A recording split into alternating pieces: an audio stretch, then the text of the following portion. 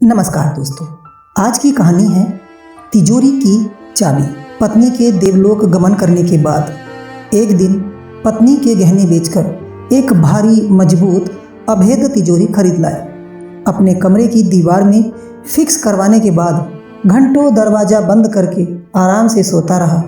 शाम हुई तो जेवर के खाली डिब्बे तिजोरी में जमाए, कुछ पुराने अखबार भरे, फिर अच्छी तरीके से तिजोरी बंद करके चाबियां संभालता हुआ घर से बाहर निकल गया। 70 साल की उम्र है मेरी। 67 बसंत देखने के बाद पिछले ही महीने पत्नी मुझसे जुदा हो गई। उसकी 13वीं तक तो कुछ पता न चला, चूँकि घर भरा भरा था, नाते रिश्तेदारों का आना जाना लगा हुआ था। मुझे न एकाकीपन लगा, न सहचर के जाने पर उत्पन्न हुई शून्यता का बोध हुआ। उसके कारण जिंदगी का मेला था। जाकर भी एक आखिरी बार मेला लगा गई थी वह। कहने को तो भरा पूरा परिवार है मेरा, 2 बेटे और 2 बेटियां। बेटे बहुओं का भी अपना परिवार है। बड़ा नवासा तो खुद एक बच्चे का बाप है। जीवन में आजीविका का साधन व्यापार रहा था। बहुत लाभ कमाया, बहुत नुकसान सहा।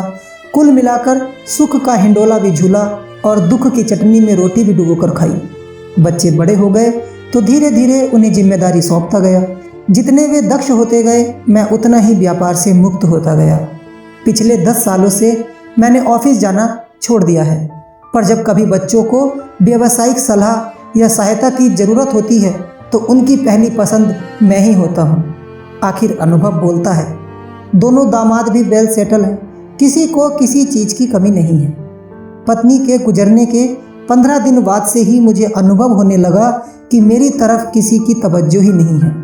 रुपए से खरीदी जाने वाली वस्तु की कमी नहीं थी, परंतु बहुओं में सेवा की भावना नहीं है। समय पर खाना नहीं, दवाई की याद कोई दिलाता नहीं, हाथ पांव टूट रहे हों तो कोई दबाता नहीं। जो काम पत्नी सहज भाव से करती थी और मैं उसका उपकार तक नहीं मानता था, उसका हर समर्पण मुझे याद आने लगा था।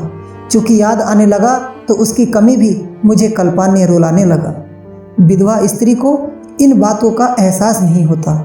बहुएं किचन में अपने बच्चों में ही सास को उलझाए रखती हैं और जीवन गुजर जाता है। वैसे भी कभी कोई कमी, कोई बात चुभी भी तो स्त्री सोचती है कि पहले पति की उद्दंडता बर्दाश्त करती ही थी, अब बच्चों की अवहेलना बर्दाश्त कर लेती हूँ। लेकिन विदुर पत्नी के जाने के बाद एकांतवास में चला जाता है। बेटे कमरे में आते भी हैं तो ड्यूटी समझकर। आखिर वे भी थके हारे होते हैं, उनकी अपनी मजबूरियाँ होती हैं। आज महीना भर हो गया है पत्नी से जुदाई का, ऐसी जुदाई कि वह वापस नहीं आ सकती। उससे मिलने की एक ही सूरत है कि मुझे खुद ही उसके पास जाना होगा।